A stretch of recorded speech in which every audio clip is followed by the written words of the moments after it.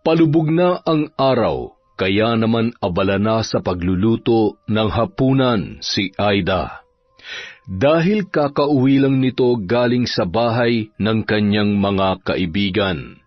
Madalas itong pumunta doon tuwing hapon at kadalasan palaging ginagabi na ng uwi. Habang nagpiprito ng isda ang babae, bigla na lang nitong binitawan ang sandok at agad na lumabas ng kusina nang makarinig ng malakas na sigaw ng isang babae. Pasilip-silip si Aida mula sa kanilang bakod at tumitingkayad pa yun upang makita at makiusyoso sa nangyayari sa kanilang kapitbahay. Bigla namang napabalikwas ang asawa niyang si Ray mula sa pagkakaupo habang nagbabasa ng dyaryo nang makaamoy ito ng nasusunog mula sa kanilang kusina. Nagmamadali niyang tinungo yun at nadatnan ang natupok at umuusok na piniritong isda ng kanyang asawa. Aida, yung niluluto mo, nasusunog na! Ano na naman ba kasi ang ginagawa mo dyan? Ay, Aida, pwede ba tigil-tigilan mo na yung pagiging tsismosa mo? Hindi ka ata titigil hanggat hindi nasusunog ang bahay natin dahil sa inuuna mo yang... Ay. Samantala, muling sumigaw si Mira nang dumampi sa kanyang muka ang mabigat na kamay ni Sunny. Halos tumabingi ang muka nito sa lakas ng sampal na yon. Walang hiya kang babae ka. Kaya pala madalas kang gabihin dahil may kalaguyo ka. Hindi mo na ako binigyan ng kahiyan. Aray, tama na, Sunny. Ano bang pinagsasasabi mo? Wala akong lalaki. Sinungaling. Huwag ka na magsinungaling pa dahil may nakakita sa inyo na magkasama kayo ng lalaki mo. Huwag mo na akong gawing tanga, Mira. Kailan pa, ha? Kailan mo pa ako ginagago? Sunny, hindi ko magagawa yan. Sino nagsabi sa'yo niyan, ha? Ni minsan hindi sumagi sa isip ko na pagtaksilan ka. Kung sino man ang hayop na nagkakalat ng chismis na yan, iharap mo siya sa akin. Hindi na mahalaga kung saan ko nalaman. Ang importante, nalaman ko ang totoo. Akalain mo yon, iniiputan na pala ako sa ulo. Akala mo siguro hindi ko malalaman yung tinatago mong kalandian, no? Ano pa bang kulang, ha? Anong kulang sa akin para magawa mo pa maghanap ng iba, ha? Paano mo nagawang paniwalaan ng iba kaysa sa akin na sarili mong asawa? Sige, kung sa tingin mo ay magagawa ko yan sa'yo. Sige, pero kahit mapatay mo pa ako, alam ng Diyos na hindi ako gumagawa ng kalokohan. Hindi na pinakinggan ni Sunny ang pagpapaliwanag ng kanyang asawa. Sa sobrang galit ng lalaki, umalis na lamang yon sa bahay para magpalamig habang si Mira naman naiwan na humahagulhol, pinagmamasdan sa salamin ang kanyang mga pasa sa muka. Walang ibang mapanira at mahilig gumawa ng kwento dito kundi si Aida. Napakasama talaga ng ugali niya. Sa oras na malaman ko na may kinalaman ka sa lahat ng to, patawarin ako ng Diyos pero hindi ko alam kung anong magagawa ko sa'yo. Samantala, hanggang sa hapunan ay patuloy pa rin sa pag-usisa at bukang bibig ni Aida ang tungkol sa mag-asawang sina Mira at Sunny. Bakit kaya nag-away ang mag-asawa, no? Palagay ko sinaktan ni Sunny si Mira. Kawawang babae.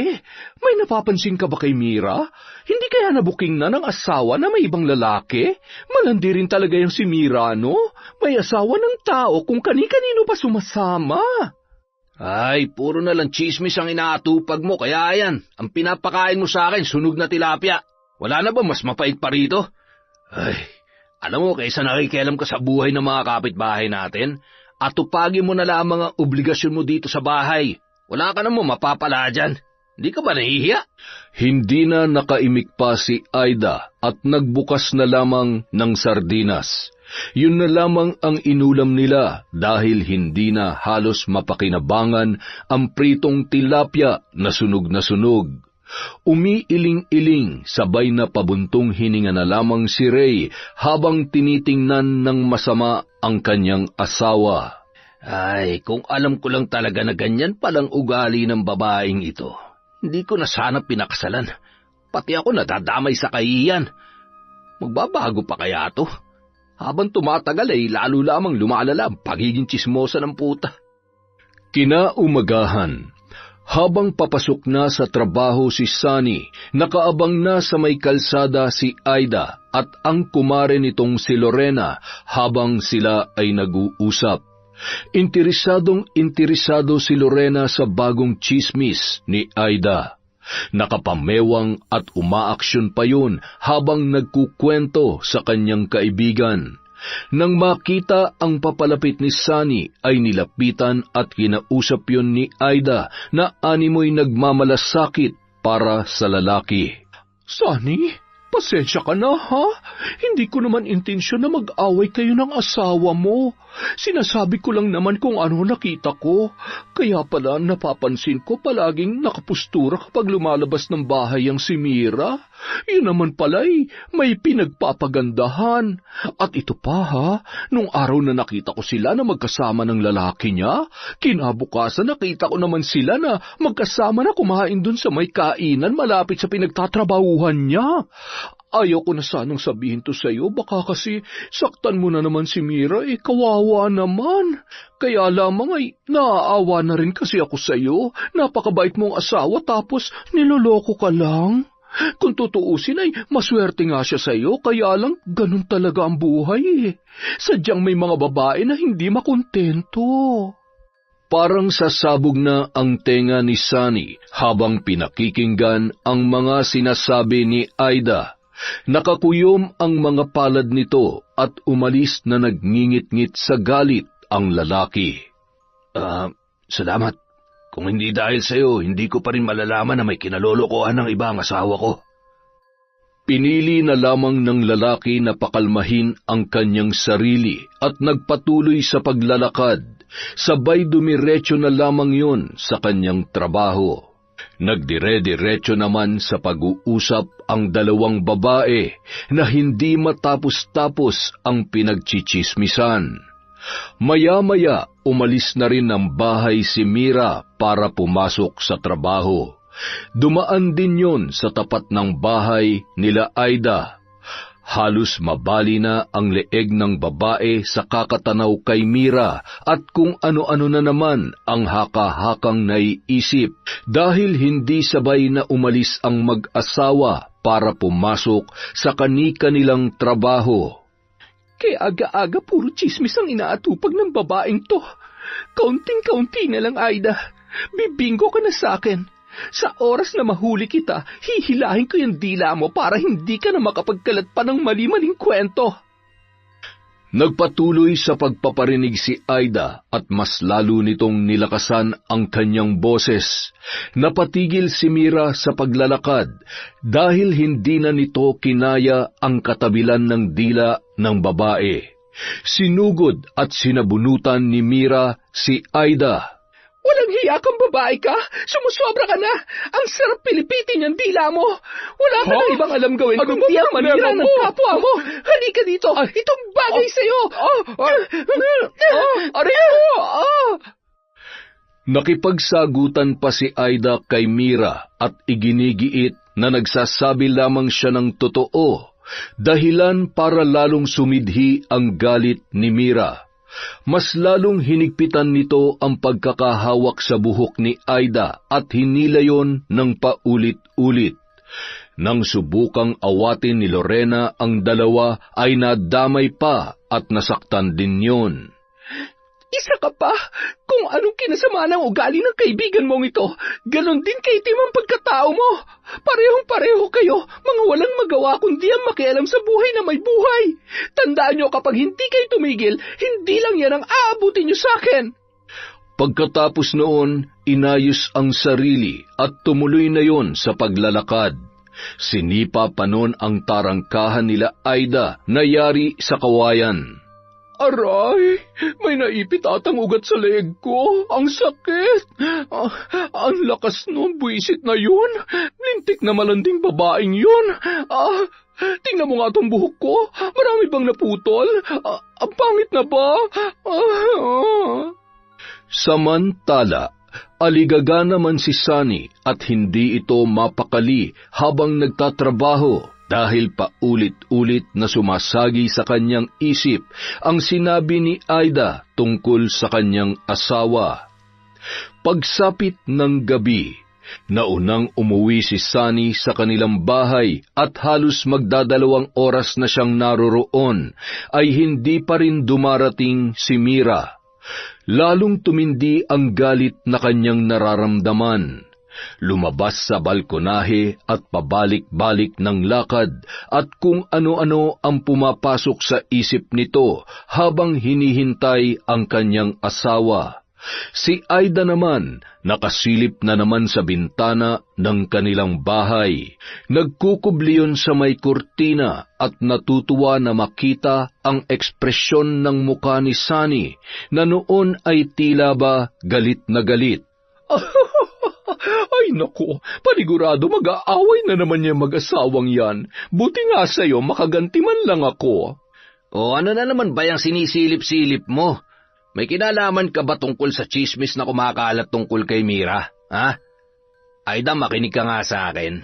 Baka bandang huli pagsisihan mo yung ginagawa mo. Nakakasira ka na ng relasyon at buhay na may buhay. Oh, ano nangyari dyan sa buhok mo at bakit puro kalmot ka? Yan ang sinasabi ko sa iyo eh. Alam mo, nakakahalata na ako sa iyo, ha? Siguro may gusto ka rin sa malanding babae na yon. Ano, umamin ka nga sa akin? Ay, ewan ko sa'yo, buwisit ka. Malala na yung tama sa utak mo. Ang dumi-dumi mo mag-isip. Ay. Samantala, tuluyan ng kumagat ang dilim sa paligid. Lakad-takbo na si Mira at ramdam niya ang lakas ng kalabog ng kanyang dibdib. Nasisiguro niya na magagalit ang kanyang asawa dahil ginabi na siya ng uwi. May bigla ang pinatapos ang kanyang boss, dahilan para hindi na siya nakapag-text at nakapagpaalam sa kanyang asawa. Mula sa di kalayuan, natatanaw niya na ang palakad-lakad na si Sunny sa kanilang balkonahe. Nababakas niya sa mukha ng lalaki ang galit. Bago pa man makalapit sa asawa, sinubukan sana ni Mira na magpaliwanag, ngunit bago pa man makapagsalita ay hinila na ni Sunny ang braso niya at hinawakan na mahigpit sa kanyang muka. Aray! Tama na, Sunny! Ano pa nangyayari sa'yo? Kung ano mang iniisip mo, nagkakamali ka! Hayaan mo naman ako magpaliwanag! Makinig ka naman sa akin! Huwag ka na magpaliwanag pa, Mira. Sapat na to para mapatunayan ko na tama ang sinasabi nila. Tingnan mo nga kung anong oras na. Ganyan ba uwi na matinong babae? Sunny naman! Sa tagal na natin magkasama, ngayon pa ba ako magloloko? Higit kanino man, ikaw ang nakakaalam kung sino at kung ano ang pagkatao ko. Kung gusto mo masalba pa natin ang relasyon na to, umalis tayo sa lugar na to. Para makalayo ka na sa lalaking yon. Pero paano ang trabaho ko? Saka pag umalis ako, para ko na rin pinatunayan na totoo ang sinasabi nila sa akin. Hindi naman natin kailangang umalis. Patutunayan ko sa iyo na walang katotohanan ng lahat ng kasinungalingan na ikinakalat ni Aida. Ako masusunod, Mira. Kung hindi ka papayag sa gusto ko, mas mabuti pa maghiwalay na lang tayo. Kung gusto mo, sige, doon ka na lang sa lalaki mo. Ilang ulit ko bang sasabihin sa'yo na wala nga akong lalaki? Wala! Tumigil ka na. Nakapagdesisyon na ako. Sa ayaw at sa gusto mo, aalis tayo dito. Hindi na nakipagtalo pa si Mira. Wala na siyang nagawa kundi sumang-ayon na lamang sa gusto ng kanyang asawa. Ibinenta na lamang nila ang bahay sa isa sa mga malalapit na kaibigan ni Sunny na nasa ibang bansa. Makalipas ang ilang linggo, naghahakot na ng mga gamit ang mag-asawang sina Sunny at Mira. Isinasakay nila ang mga yon sa isang truck. Marami-rami na rin kasi ang mga gamit na naipundar ng naturang mag-asawa. Samantala, nang mga oras na yon ay papaalis sana papuntang palengke si Aida.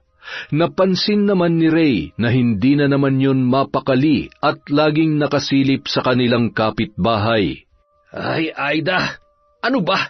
Ano na naman yung ginagawa mo? Hindi ka na ba talaga magbabago? Hindi ka ba nahihiya sa ginagawa mo? Alam mo kapag hindi ako nakapagtimpi sa'yo, ay, umalis ka na nga, tanghali na. Samantala, pumwesto si Aida kung saan madadaanan siya ng mag-asawa at pinaringgan pa nito si Mira.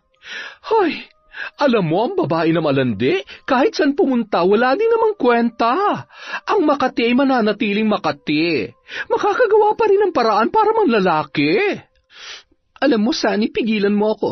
Kasi parang nangangati ang kamay ko. Parang pakiramdam ko bago tayo umalis sa lugar niya ito ay makakapatay ako ng tao na may matabil na dila. Babae na walang ibang alam kundi manira ng kapwa. Akma na sanang magpapang-abot ang dalawa nang pigilan ni Sunny ang nanggagalaiti niyang asawa. Napaatras at nagmamadali namang umalis si Aida na noon ay kinakabahan din. Nakita niya kung gaano nagpupumiglas sa galit si Mira nung mga oras na yun. Pagdating sa palengke, habang namimili ng gulay si Aida, nakita naman nito ang kumare niyang si Lorena na noon ay bumibili din ng isda.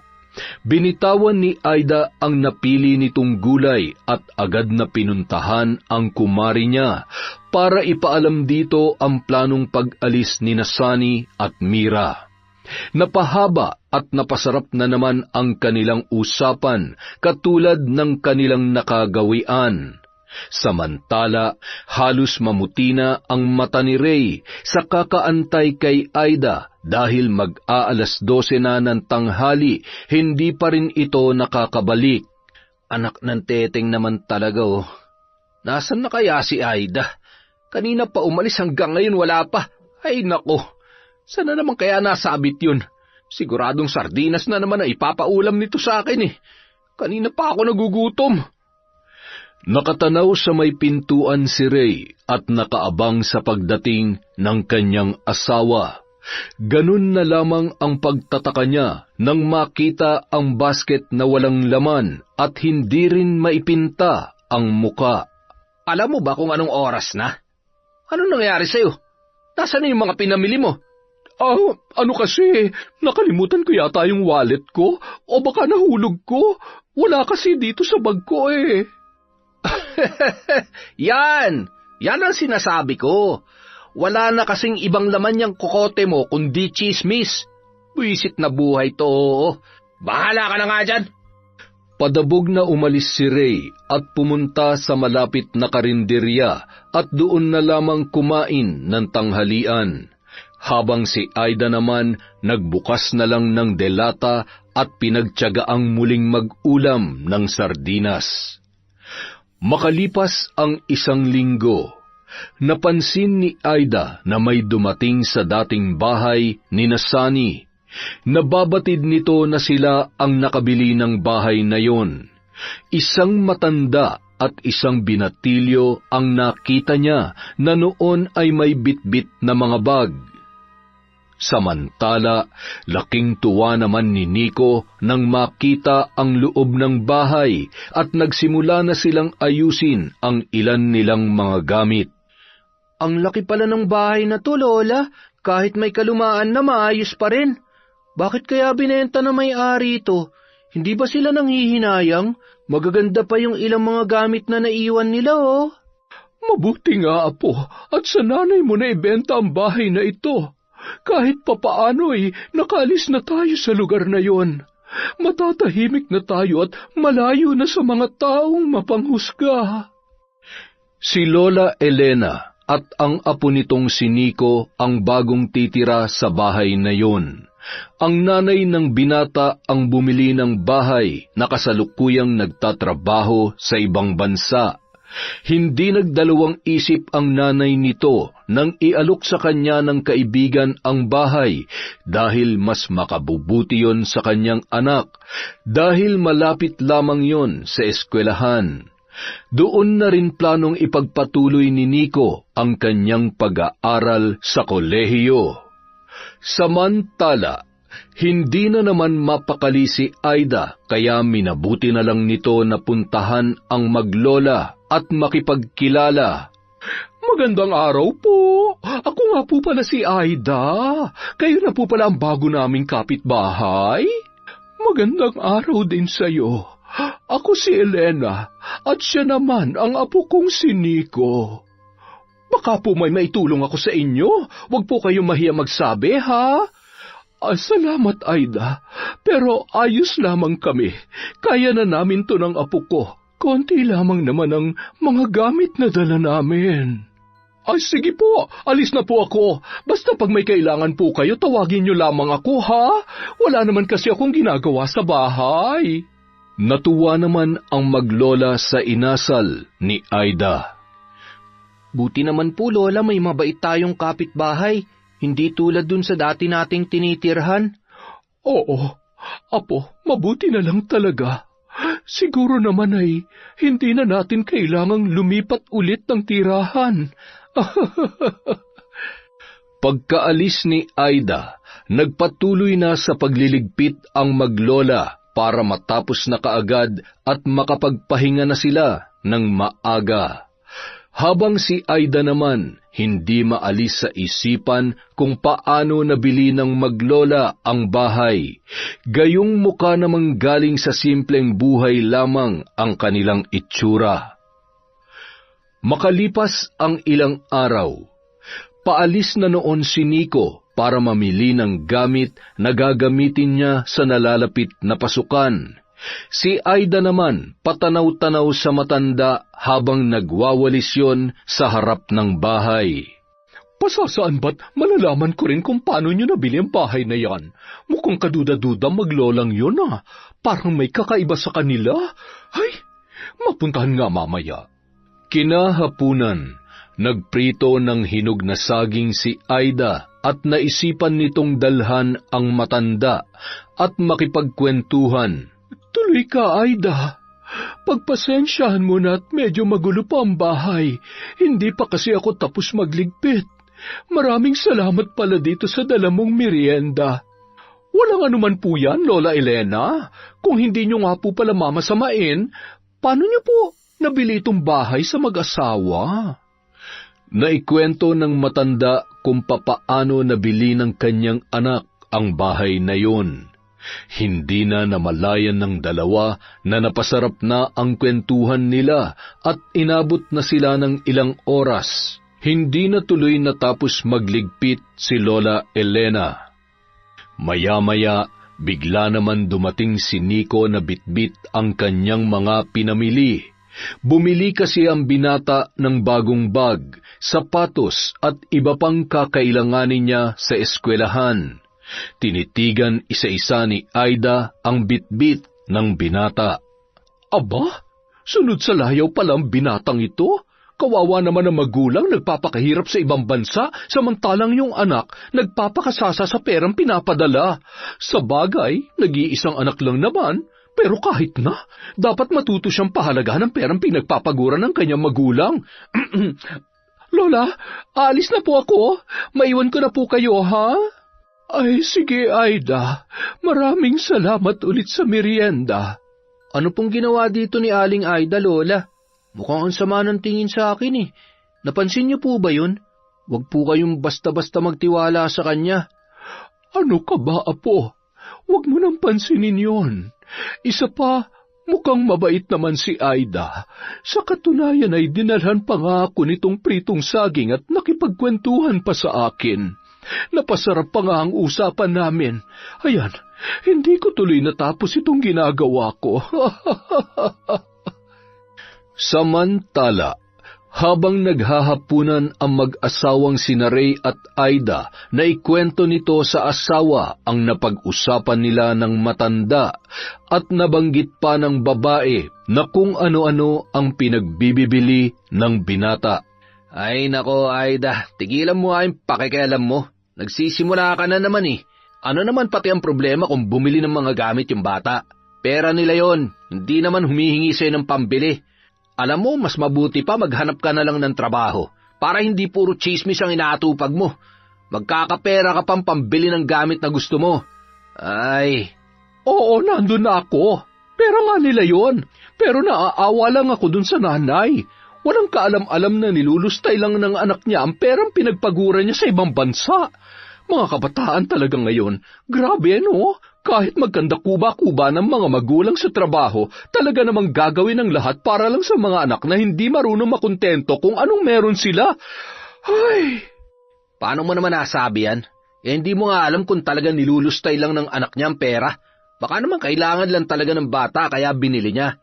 Ikaw talagang hilig mo mag-imbento ng kwento. Kaya hindi na ako magtataka kung bakit palagi kang napapabarangay. Halos mapuno ng logbook ng barangay karereklamo sa'yo. Ang hilig-hilig mong magbantay sa buhay ng iba. Kaya siguro hindi tayo binibiyayaan ng anak Dahil alam ng Diyos na hindi mo kayang bantayan ang anak mo. Ay, alam mo sinasabi ko sa'yo kapag di ka nagbago, di lang barangay ang aabutin mo. Ipapabarang ka na rin para hindi ka na makapanira ng iba. Ano ka ba naman? Huwag mo naman akong takutin, Ray. Ang sama mo talaga sa akin. Tsaka hindi naman totoo ang mga yan. Yung sinasabi ko, hindi yun pakikialam. Nagsasabi lang ako kung ano nakikita ko. Kaya nga tayo biniyayaan ng Diyos ng mata at bibig para makita at sabihin natin kung ano nakikita natin. Sinasabi ko lang naman kung ano nakikita ko, di ba? Hindi ako nagbibiro, Aida. Sana lang sa uli hindi mo pagsisihan ang ginagawa mo ngayon. Hindi ka ba naririndi sa sarili mo? Lumulobo na yung katawan mo sa kababantay sa buhay ng ibang tao. Ay, asawa ba talaga kita? Ang sakit mo magsalita.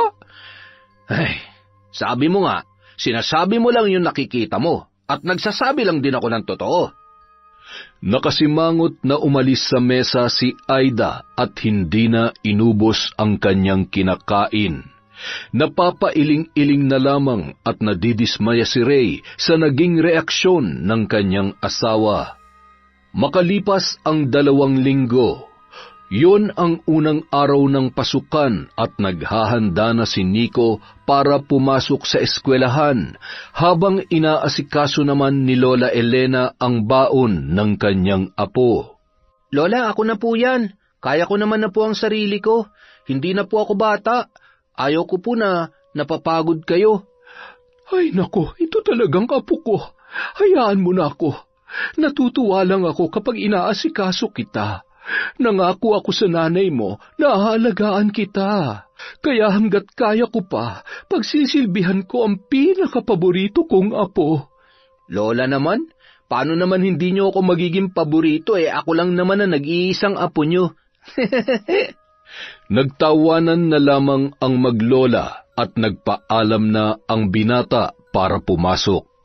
Dinig na dinig at kitang-kita naman ni Aida ang eksena ng dalawa at hindi na naman nito napigilan na magkomento habang nakikipagtsismisan sa napadaan lang na si Lorena.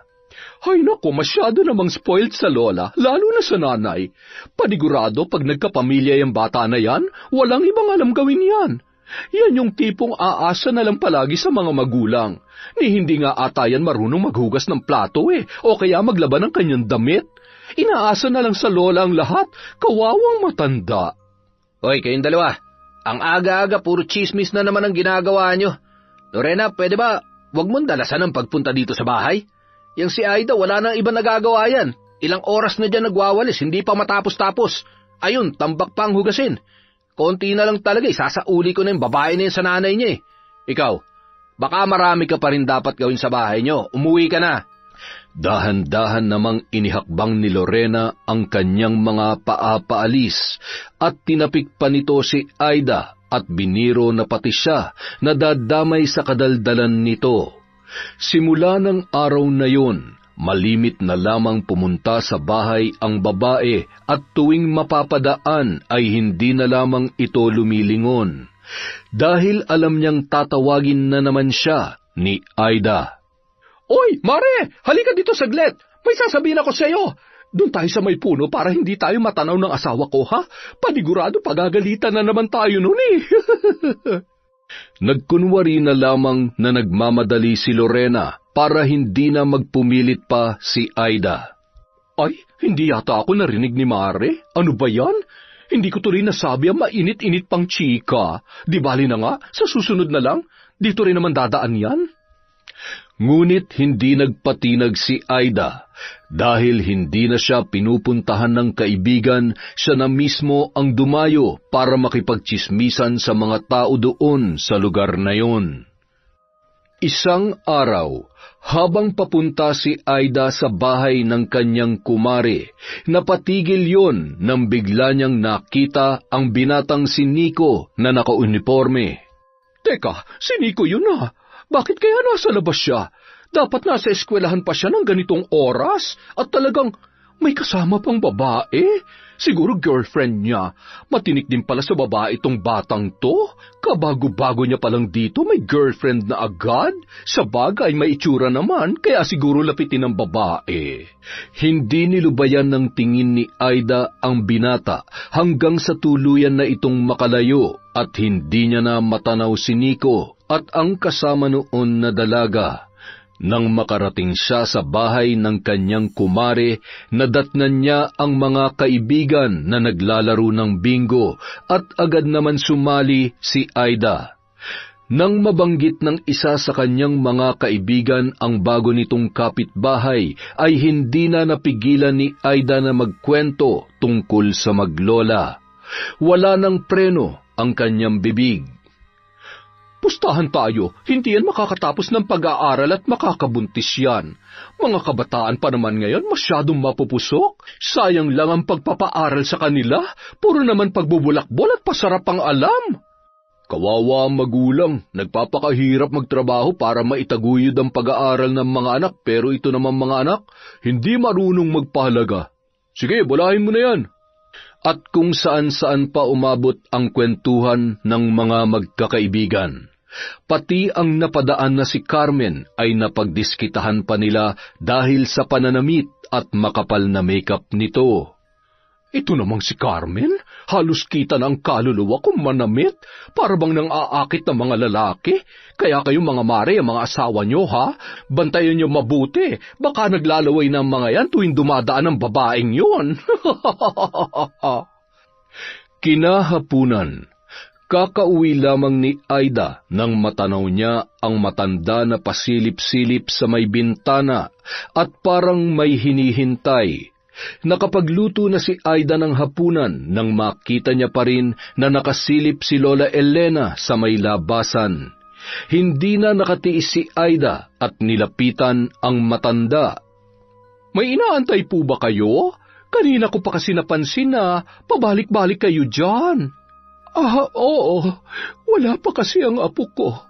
Mag-aalas 6 na hindi pa rin siya umuuwi. Naku, Lola, baka nagbubulakpul yung apo nyo. Kanina po kasi nakita ko nasa labas ng eskwelahan, may kasama pang babae. Pagsabihan niyo po ang apo nyo, baka hindi naman pag-aaral ang inaatupag niyan, ha?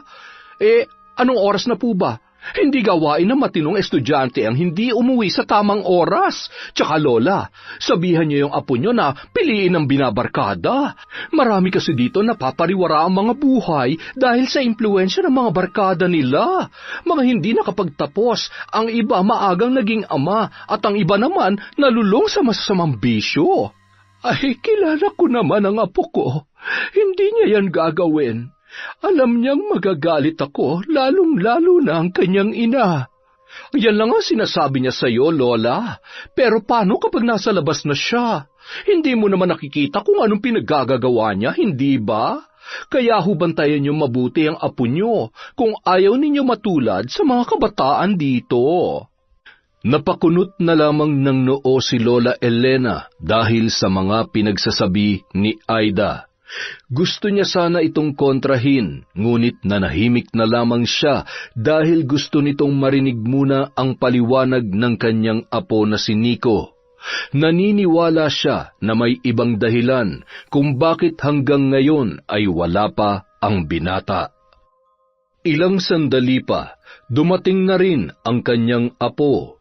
Nagmadali namang nagpaalam si Aida na pangiti-ngiti at inaasahang pagagalitan ng matanda si Nico.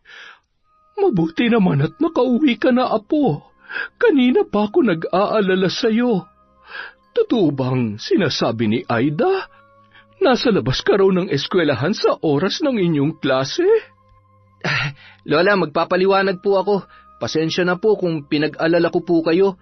Pero wag po kayo mag-alala, nag-aaral po ako ng mabuti. Di ba, promise ko po sa inyo ni nanay na magtatapos ako sa pag-aaral? Basta sa susunod, huwag ka na magpapagabi, ha? Baka naman may girlfriend ka na, kaya... Lola naman, wala pa po yan sa isip ko.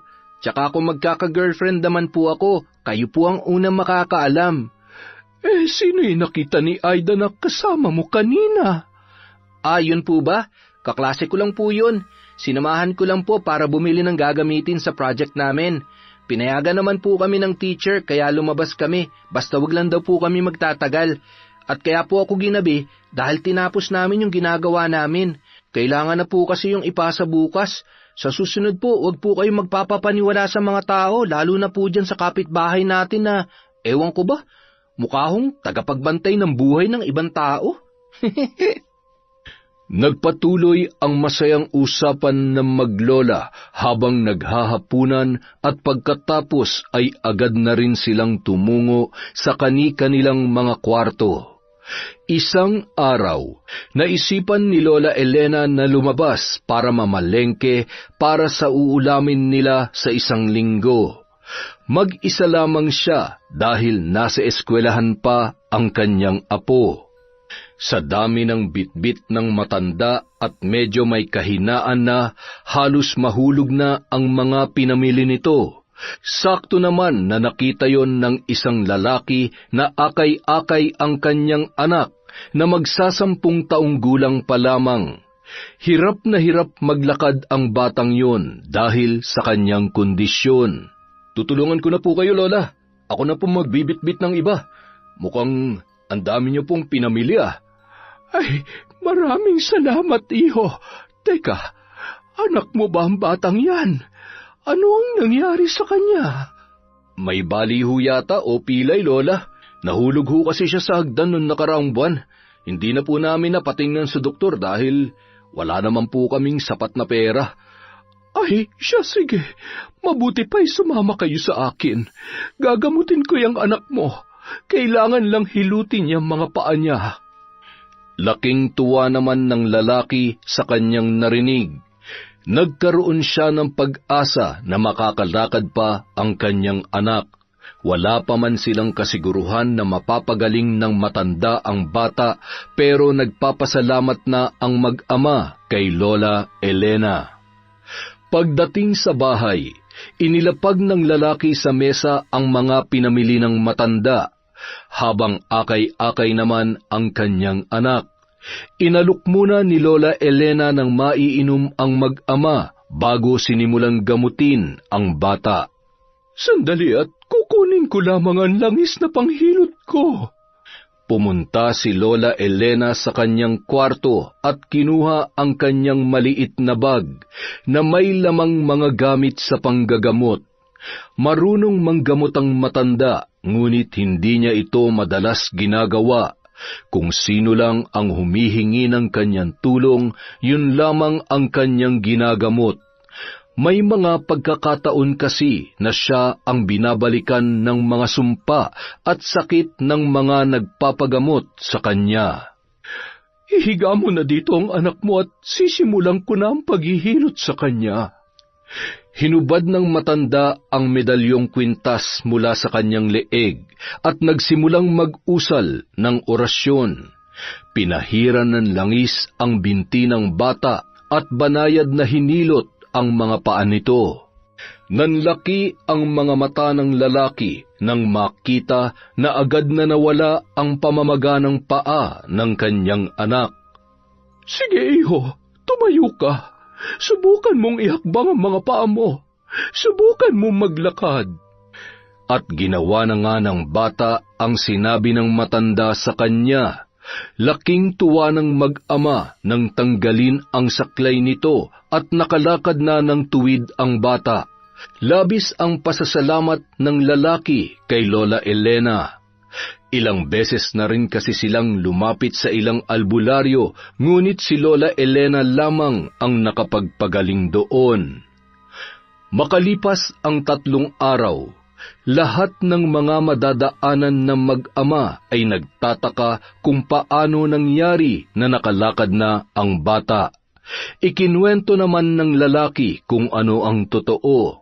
Ang iba ay hindi makapaniwala dahil sa tagal na nila sa lugar, wala silang kilala na magaling na manggagamot. Ngunit dahil sa taglay na kadaldalan ni Aida, nalaman ng mga taga roon na ang bagong lipat na kapitbahay nila ang sinasabing matanda na manggagamot. Nagsimula nang dumagsa ang mga tao sa bahay ni Lola Elena para magpagamot. Noong una, ayaw niya sanang manggamot, ngunit dahil sa pagmamakaawa ng mga tao, wala na siyang magawa para tumanggi. Ang iba ay nag-aabot ng bayad dahil sa gumaling ang mga sakit nito, pero hindi yun tinatanggap ng matanda. Ang iba naman nag-iiwan na lamang ng mga prutas o kaya naman ay gulay bilang pasasalamat. Ngunit ang mga yon ay pinamimigay din ni Lola Elena sa mga taong nagpapagamot na kapos sa buhay. Isang araw, kagaya ng dating nakagawian na ni Aida, pagkatapos nitong magkape ay nagwalis-walis na ang babae sa bakuran nila nang biglang may pumitik na ugat sa kanyang likuran. Halos mamaluktot ito sa sakit at napaupo na lamang ang babae. Nang mga oras na yun ay nagmadali siyang tumungo sa bahay ni Lola Elena para magpagamot. Lola Elena, tao po! Oh, ikaw pala, Aida. May kailangan ka ba? Nabalitaan ko po na marunong daw po kayo manggamot.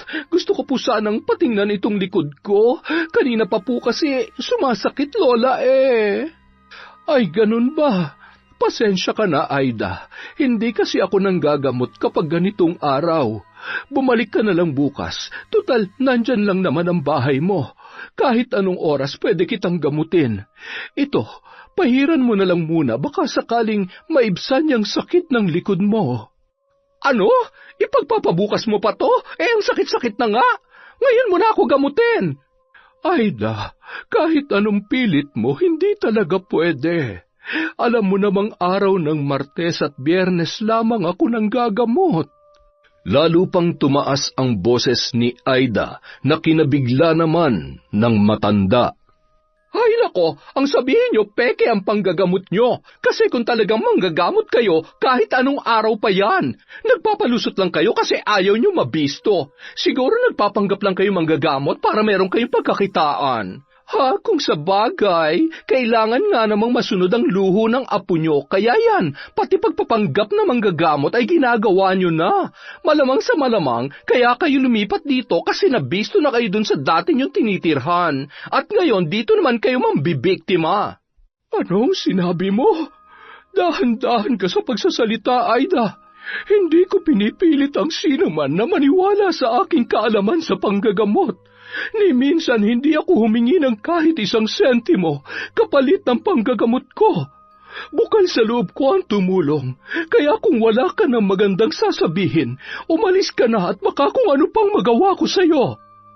Halos manginig ang katawan ng matanda dahil sa sobrang galit sa babae. Kaaalis lang ni Aida sa bahay ni na Lola Elena nang makasalubong ito ni Nico. At nang makarating ang binata sa bahay, nadatnan niya ang kanyang lola na namumutla at nanginginig pa. Agad kumuha ng isang basong tubig si Nico at pinainom ang matanda. Lola, ano po nangyari sa inyo? Nakita ko nga pala si Aling Aida, galing na naman dito sa bahay. Ano pong ginawa sa inyo ng babaeng yun? Nang mahimasmasan si Lola Elena, kinuwento niya sa binata ang nangyaring sagutan sa pagitan nila ni Aida. Hindi matanggap ng matanda ang paratang sa kanya ng babae na wala namang katotohanan. Samantala, pumunta na lamang sa center si Aida para ipasuri ang kanyang likod. Humingi na lamang siya ng gamot para pampawala ng kirot. May araw ka rin, tanda. Akala mo kung sino? Tingnan lang natin kung may pagyayabang mo pa yung panggagamot mo. Isang araw, Kahit iniinda ni Aida ang sakit ng kanyang likod, nagawa pa nitong pumunta sa bahay ng kanyang kumare at nakipagbingo. Sinimulan niyang ipagkalat ang balita na peke ang ginagawang panggagamot ng matandang si Lola Elena. Kumontra naman sa kanya ang mga nandoon dahil sa marami na ang napagaling ng matanda.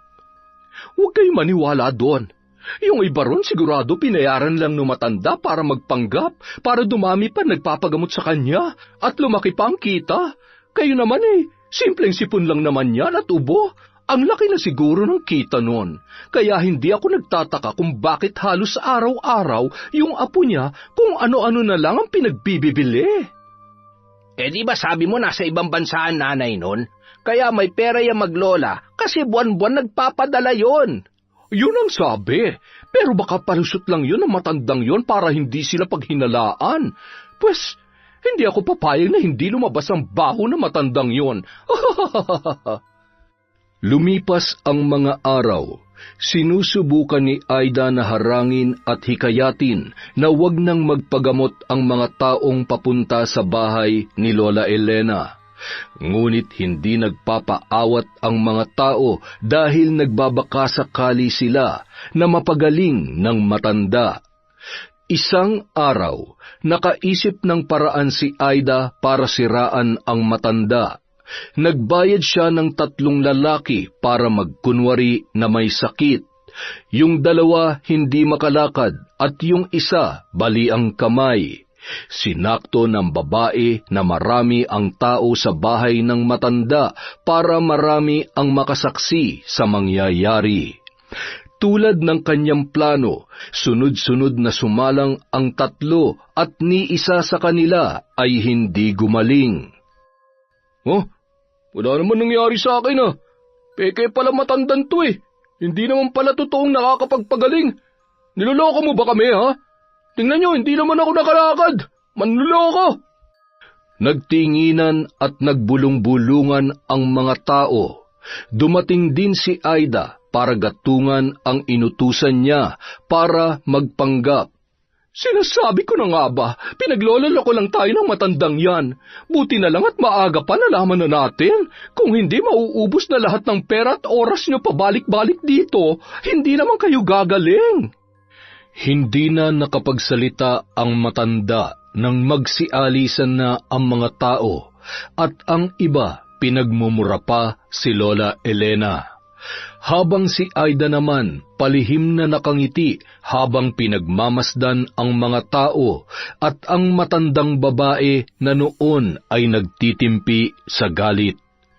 Kumalat ang balita sa kanilang lugar at tuwing lalabas ng bahay si Lola Elena, nakatalukbong yun ng itim na tela para hindi siya makilala ng mga tao. Ngunit hindi pa rin ito nakaligtas sa mga mapanghusgang tao sa paligid. Isang araw, habang naglalakad ang matanda, pinagbabato yun ng mga tao dahilan para dumugo ang kanyang noo. Nang makauwi ang matanda sa bahay, agad niyang ginamot ang kanyang sugat. Nadatnan naman yun ni Nico. Lola, ano po nangyari sa inyo? Bakit po may sugat kayo sa noo? Sino po may gawa niyan? Ayos lamang ako, apo. Huwag kang mag-alala sa akin. Nadapa lamang ako at nauntog ang aking noo. Lola, hindi po ako naniniwala sa dahilan nyo. Magsabi po kayo ng totoo. Sino po may gawa niyan sa inyo? Hindi na nakapagsinungaling pa ang matanda dahil kilalang-kilala na siya ng kanyang apo. Alam ni Nico na hindi ito nagsasabi ng totoo, kaya minabuti niya na lang na sabihin ang nangyari. Galit na galit naman ang binata sa kanilang kapitbahay dahil naniniwala siya na ito ang dahilan ng pagpapakalat ng maling impormasyon sa kanilang lugar. Dahil pati ang binata ay ginawan ng kwento ng naturang kapitbahay.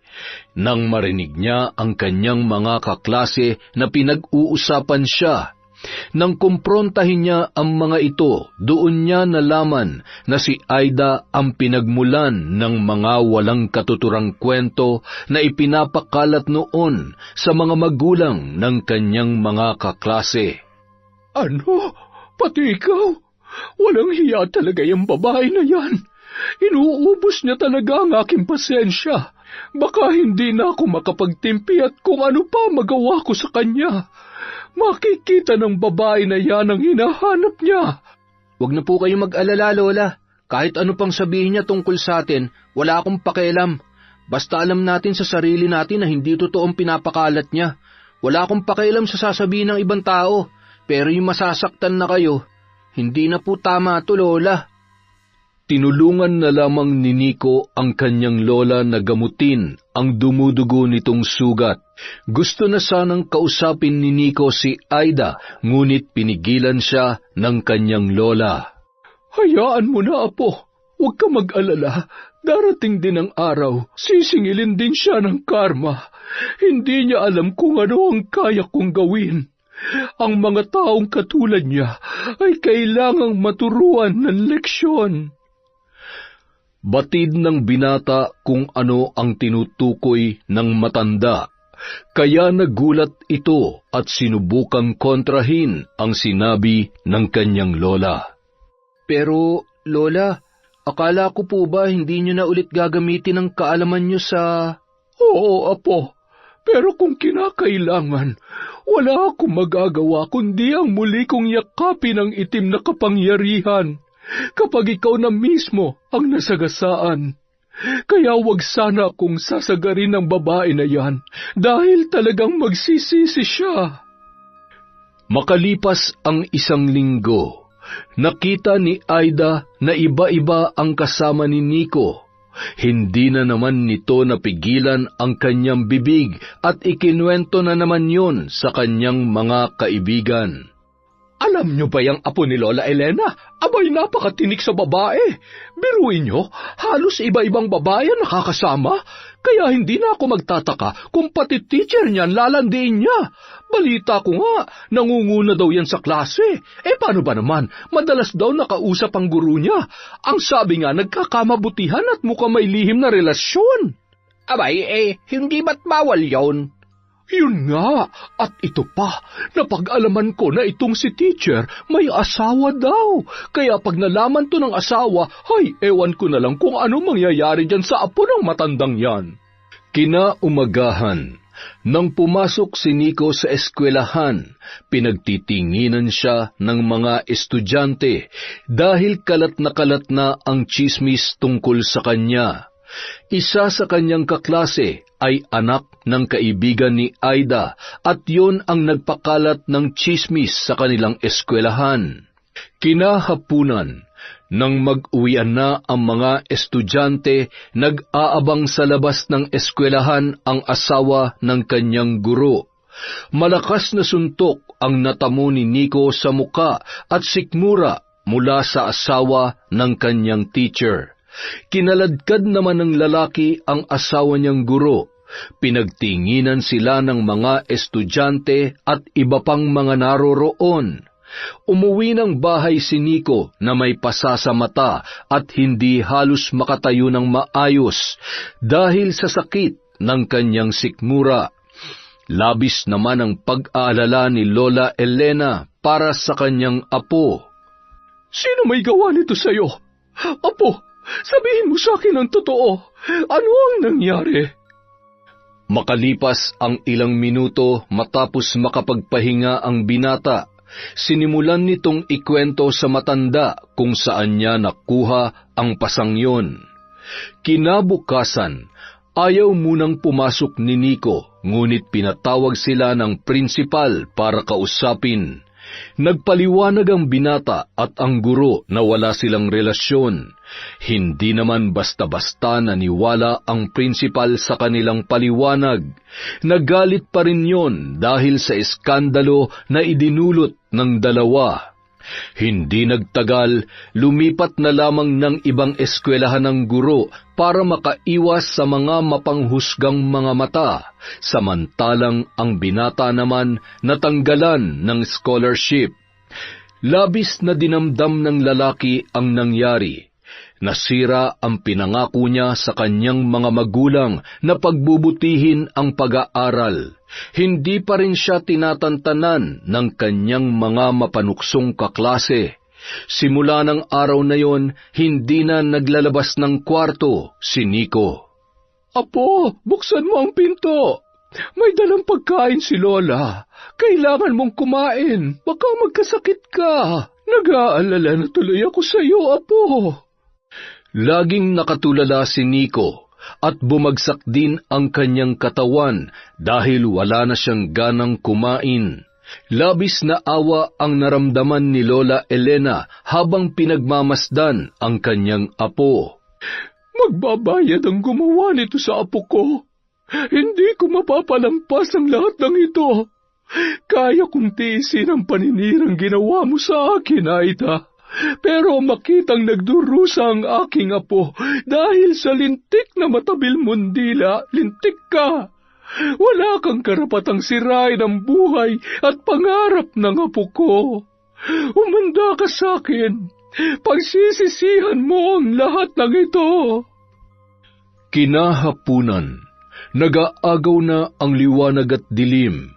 Kinuha ng matanda ang isang maliit na kaban kung saan nakasilid ang kanyang kagamitan sa pambabarang. Sinindihan noon ang itim na kandila at nagsimulang mag-usal ng isang ritual. Sa pamamagitan ng aking itim na kapangyarihan, aking Panginoon, parusahan niyo ang taong may gawa nito sa aking apo. Pagpipiestahan ng mga uod ang kanyang mga nabubulok na ngipin. Walang humpay na pananakit. Magkaroon nawa ng sandamakmak na singaw ang kanyang dila at bumaho ang kanyang bunganga, kagaya ng mga mabahong salita na lumalabas sa kanyang bibig. Unti-unting lalabo ang kanyang paningin para hindi na siya makakita ng mga bagay na pwede niyang gawing panira sa ibang tao. Pagtibayin mo ang sumpang ito, katumbas ng galit na nararamdaman ko. Samantala, habang naghahapunan ang mag-asawang sina Ray at Aida, bigla na lang napahawak ang babae sa kanyang ngipin, nang bigla itong mangilo at sumakit. Nagtaka ang babae dahil wala naman kahit isang sira ang kanyang ngipin na pwedeng maging dahilan para sumakit yon.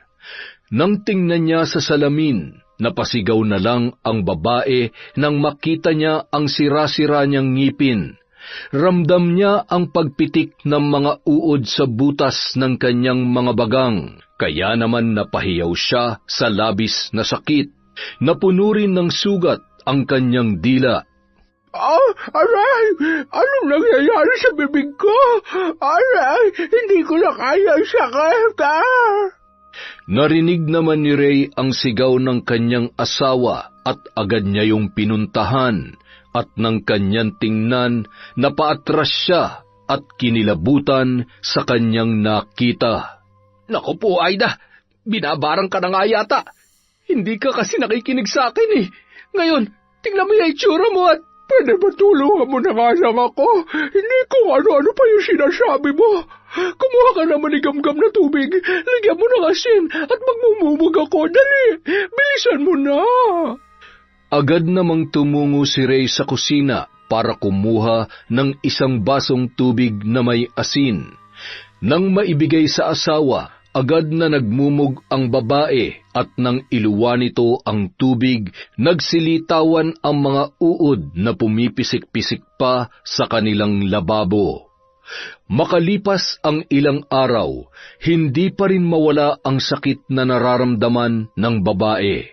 Hanggang sa tuluyan ng bumaho ang kanyang hininga, Nilalayuan na ang babae ng mga kausap nito dahil sa tuwing ibubuka niya ang kanyang bibig, halos masuka ang kanyang mga kaharap.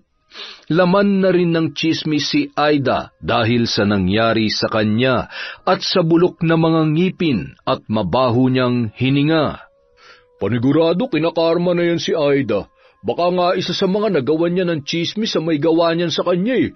Baka pinakula mo, pinabarang na yan.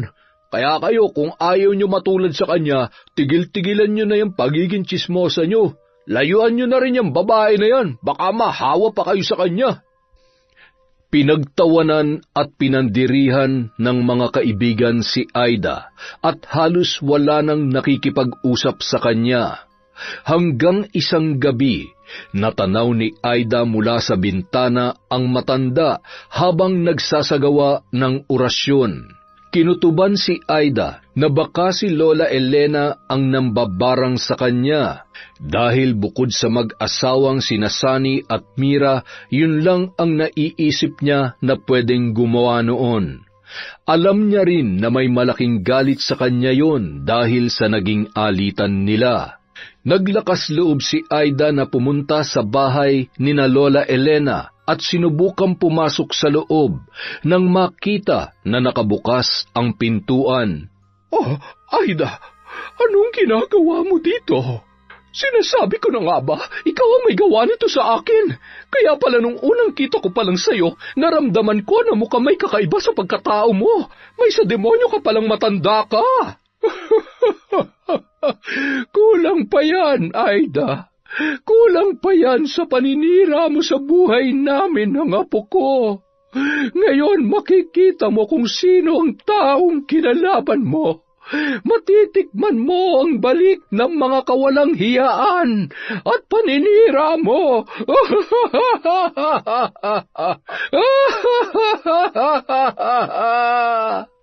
Kailangan malaman ng mga tao na may sa demonyo ka, matanda ka. Hindi nararapat na tumira dito sa lugar na ito ang tulad mong kampo ng demonyo. Kailangan ka namin mapalayas dito. Nagmamadaling tumakbo si Aida para ipagbigay alam sa mga tao ang kanyang nasaksihan.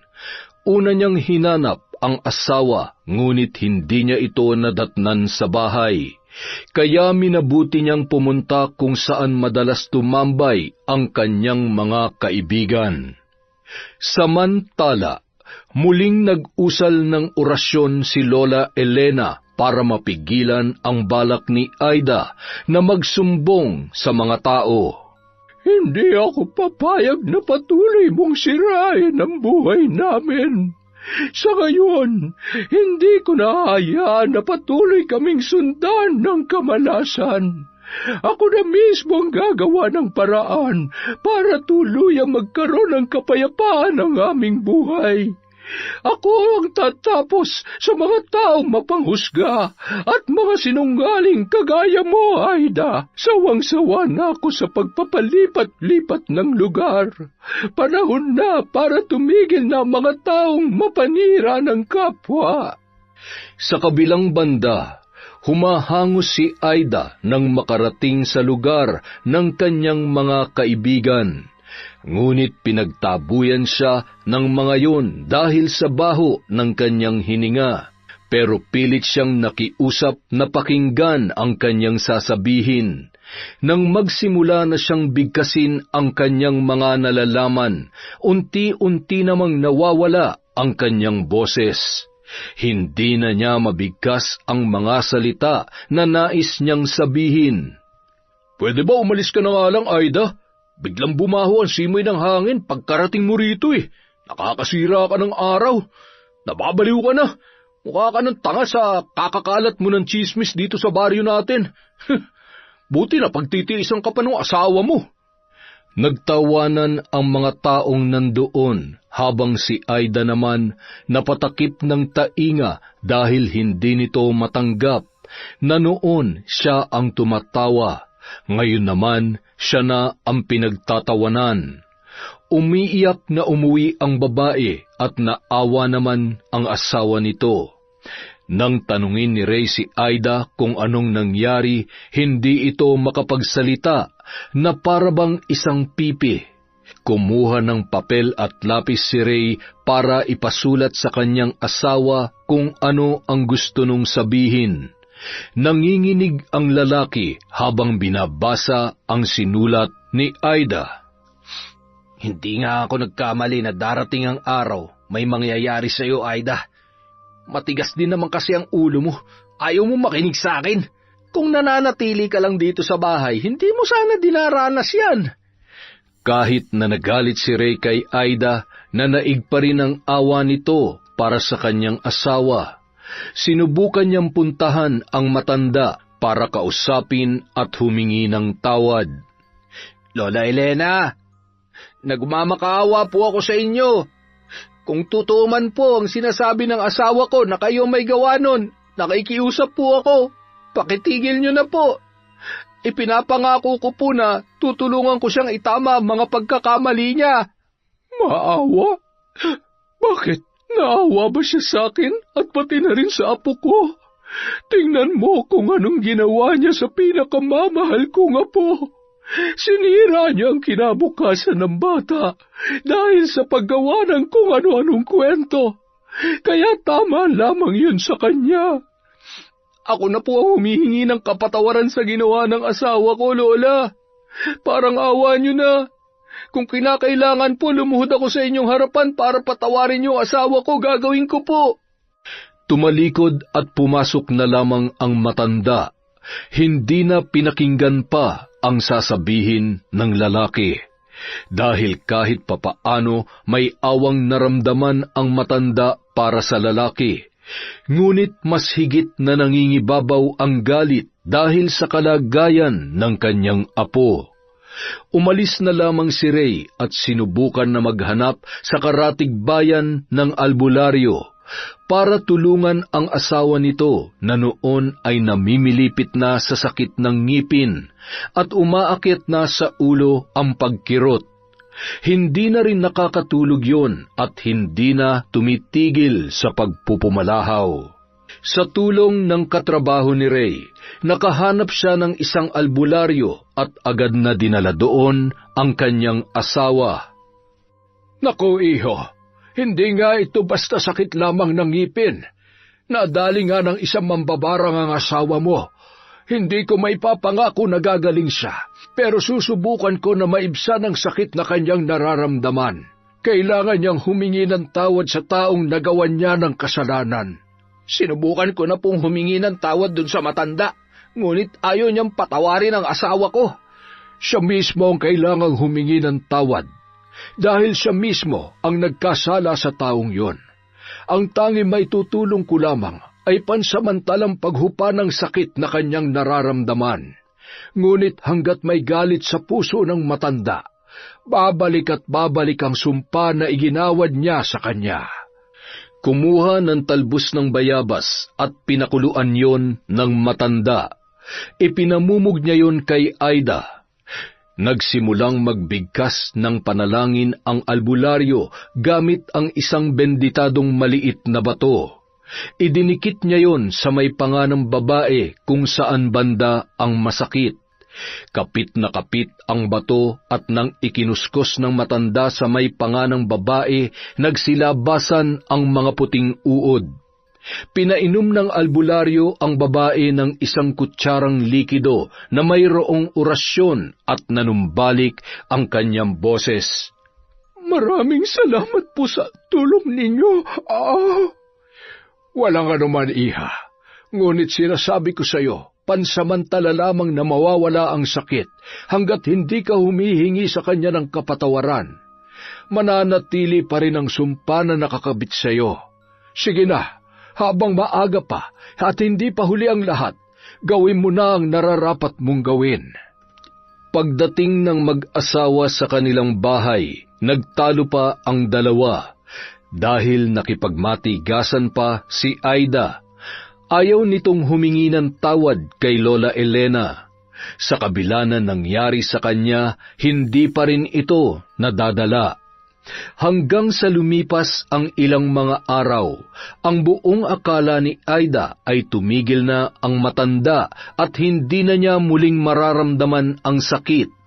Walang nagawa si Ray kundi ang hayaan ang asawa sa kanyang kagustuhan at mas lalong natuwa ang babae nang malaman niya na wala na sa bahay ang maglola. Ang buong akala niya ay umalis na ng tuluyan sa lugar na yon, sina Lola Elena at ang apo nito. Mabuti na lang at kusa nang umalis sa maglola na yon, dahil kung hindi pa sila umalis, ako na ang gagawa ng paraan para palayasin ang mga salot na yon dito sa atin. Ay nako, Aida. Sa kabila nung ginawa sa'yo nung matanda, hindi ka pa rin talaga nadadala. Ang lakas pa rin ng loob mo. Huwag ka muna magsaya dahil baka balikan ka pa ng matandang yun. Ay, Diyos ko, tulungan niyo po ang asawa ko. Ipamulat mo sa kanya kung anong tama at mali. Sana magkaroon ng puwang sa puso niya ang pagbabago. Samantala, pumunta ang maglola sa kapatid ni Lola Elena na si Mang Nestor para humingi ng tulong na kausapin ang kanyang apo. Malapit din kasi yon sa kanyang lolo Nestor, at doon nalaman ng matandang lalaking albularyo na ang kanyang ginamot na babae ay siya pala ang dahilan kung bakit nagkaganoon ang kanilang apo. Nagpasya na muna ang matanda na iwan kay Mang Nestor ang binata at muling bumalik sa kanilang bahay. Nestor, ikaw na munang bahala sa apo natin. Kailangan ko lang tapusin ang aking nasimulan. Hindi ako titigil hanggat hindi nagbabayad ang babae na yon. Samantala, kampanteng-kampante naman si Aida na tuluyan na siyang gumaling. Kaya tuwang-tuwa ang babae at balik na sa dati niyang gawain. Kung ano-anong tsismis ang kinakalat tungkol sa matanda, kahit anong saway ng asawa nito ay hindi pa rin siya nakikinig. Ay, pagod na ako sa iyong babae ka. Ang tigas talaga ng ulo mo. Bahala ka na sa buhay mo. Mabuti pa siguro iiwan na kita para magtanda ka. Nagmakaawa naman si Aida sa asawa, ngunit buo na ang pasya nito na iwan muna ang babae. Hindi na nagpumilit pa si Aida dahil alam niya na babalik rin naman yon. Alam niya na mahal siya nito.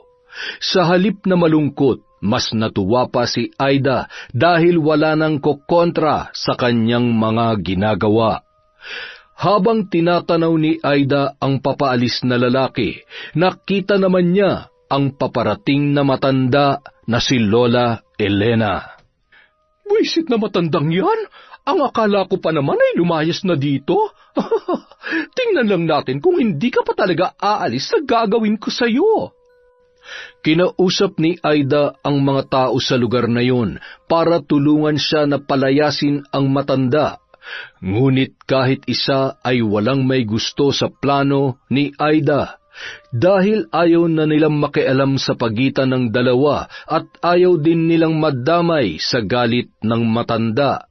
Baka gawin din sa kanila ang ginawa noon kay Aida. Galit na umuwi ang babae at pinagbabato ang bahay ni Lola Elena.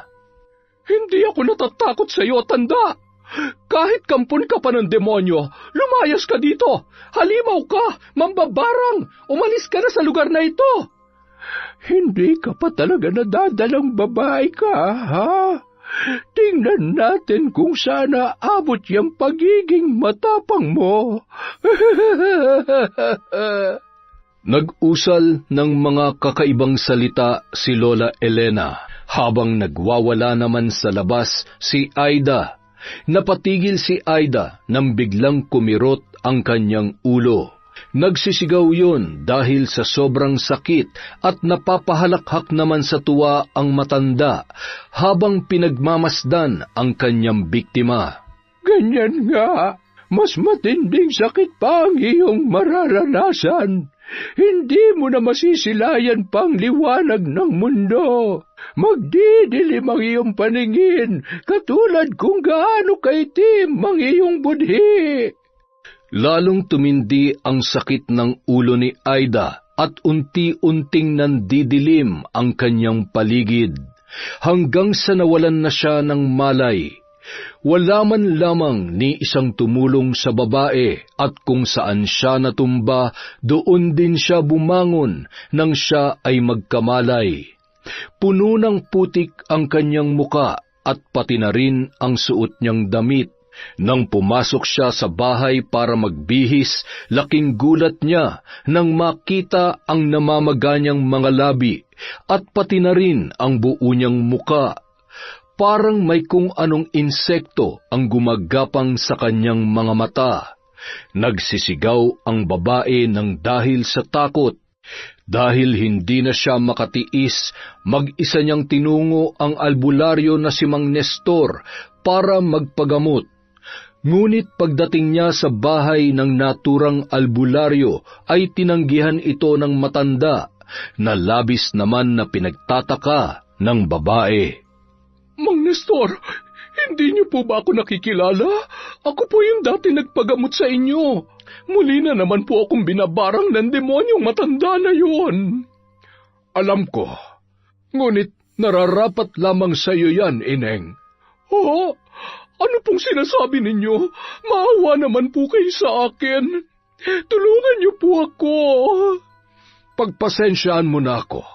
Hindi na kita matutulungan. Pero bakit po? Magbabayad ako kahit magkano. Gamutin niyo lamang ako. Hindi ko kailangan ng pera mo. Umalis ka na, habang nakakapagtimpi pa ako. Bakas sa mukha ni Aida ang pagkalito habang naglalakad palabas ng pintuan. Hindi niya maintindihan ang matandang albularyo. Nang bigla niyang nakita ang isang lalaki na nakatingin sa malayo, doon niya lamang napagtanto na ang albularyo at ang matandang nambabarang sa kanya ay may koneksyon sa isa't isa. Pare-pareho lang pala kayong mga demonyo. Napakasama talaga ng tabas ng dila ng babaeng ito. Magdusa ka! Mag-isang naghanap ng ibang albularyo ang babae, ngunit lahat sila ay ayaw tulungan si Aida dahil nakikita ng mga ito sa kanya kung bakit siya pinaparusahan ng may kagagawan nito. Ang tanging payo na lang nila sa babae ay humingi ng kapatawaran at mangako na tuluyan na itong magbabago. Lumipas ang mga araw. Patindi ng patindi ang sakit na nararamdaman ni Aida. Halos gumapang na ito sa sahig. Aray, tama na. Hindi ko na kaya. Tulungan niyo ako. Walang sino man ang naglalakas loob na tulungan si Aida. Labis ang sakit na kanyang nararamdaman dahil ang kaisa-isang tao na pwedeng tumulong sa kanya ay iniwan na siya. Ang buong akala pa naman niya ay hindi siya nito matitiis, ngunit nagkamali si Aida. Pinabayaan na siya ng tuluyan ng kanyang asawa dahil sa kanyang ugali. Isang umaga, Lola Elena, patawarin niyo na po ako. Alam ko po na masama ang ugali ko at napakalaki po ng kasalanan ko sa inyo at sa apo niyo. Lola, nagmamakaawa po ako. Hindi ko na po kaya. Pangako po, magbabago na ako. Huli na ang lahat, Aida, para magsisi ka. Marami ng taong inosente ang nasaktan dahil dyan sa walang preno mong bunganga. Magdusa ka hanggang sa ikaw na mismo ang umayaw na mabuhay pa sa mundong ito.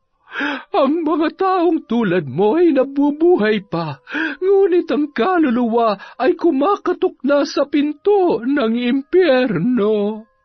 Nagmamakaawa po ako, patawarin niyo na po ako. Handa po akong pagbayaran ang mga kasalanan ko. Huwag niyo lamang po akong papatayin. Gusto ko pa pong mabuhay ng matagal dito sa mundo. Hindi na ako magpapakalat ng anumang hindi totoo.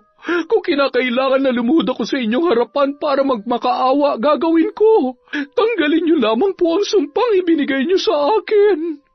Lumuhod at halos halikan na ni Aida ang paa ng matanda sa pagmamakaawa, Nahabag ang matanda sa itsura ng babae.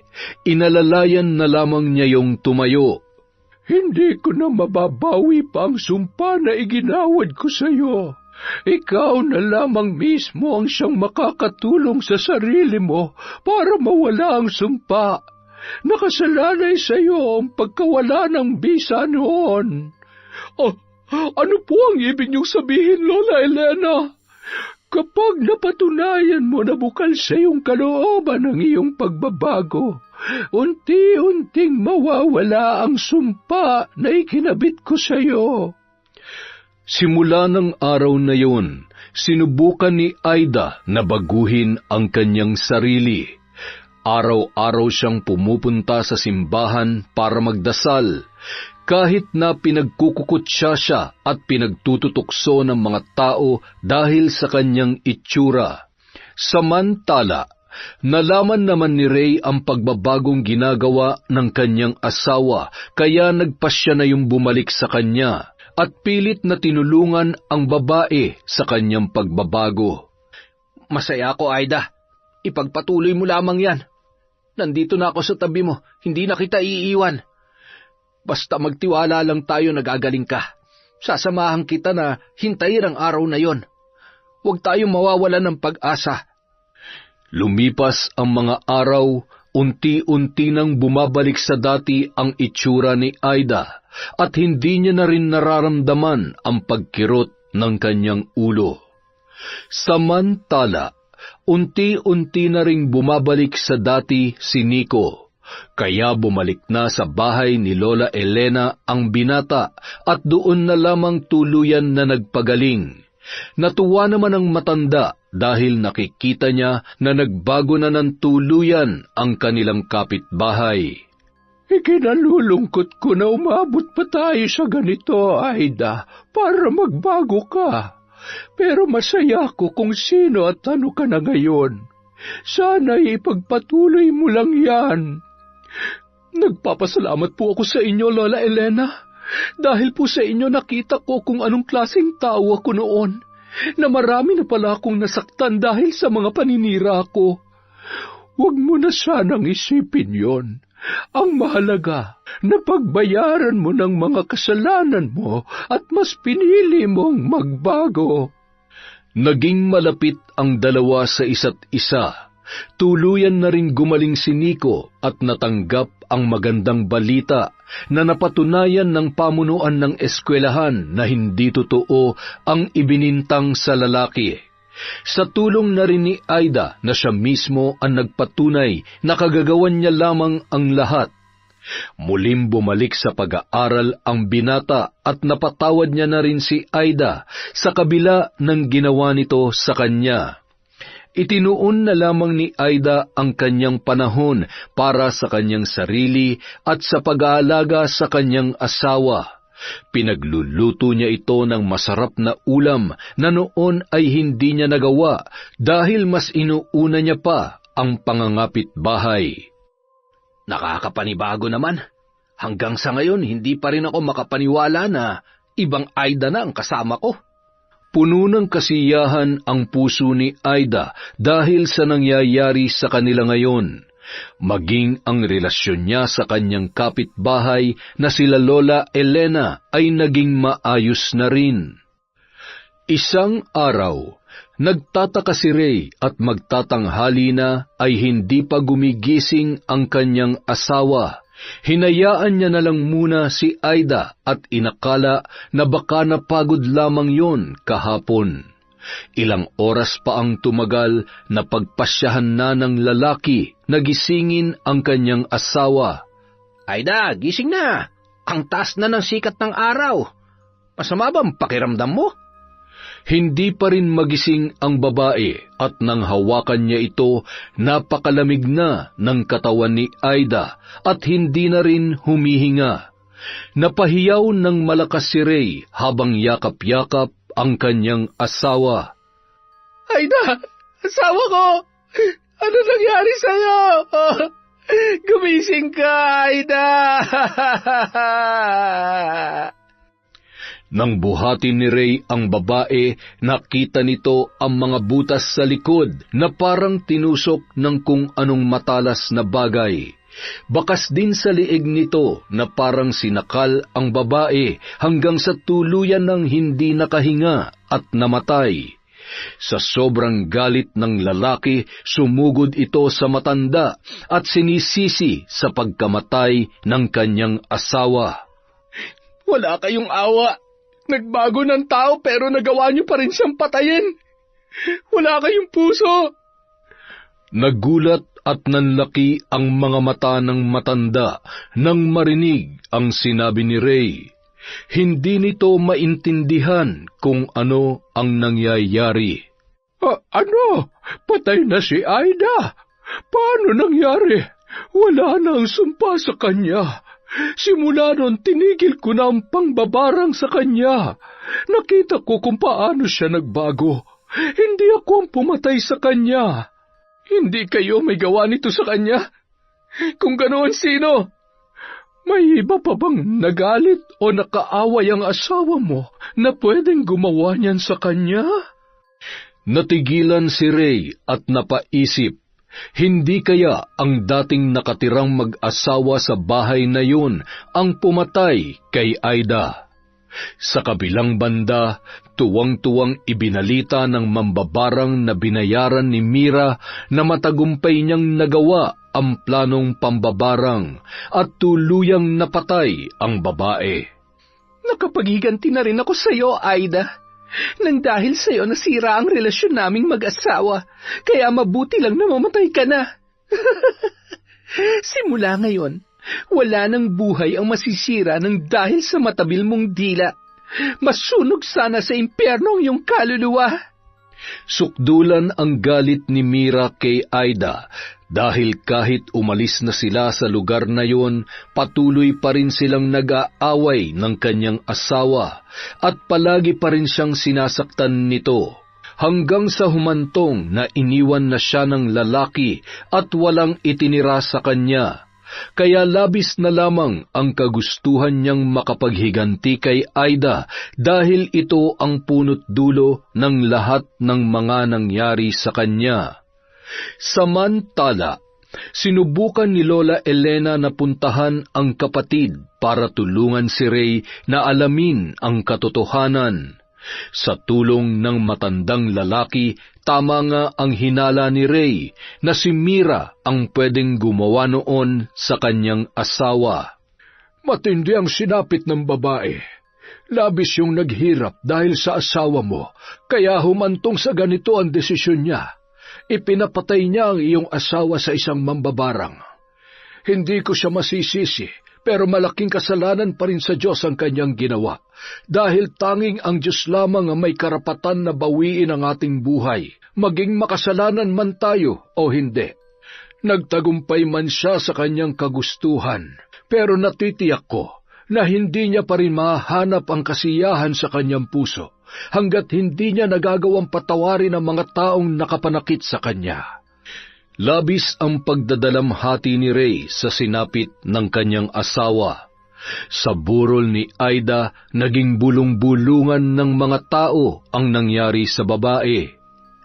Makalipas ang 3 araw, nailibing na ang bangkay ni Aida at pinili ni Ray na lisanin na lamang ang lugar na yon para tuluyan ng makalimutan ang lahat ng bangungot na nangyari sa kanilang buhay.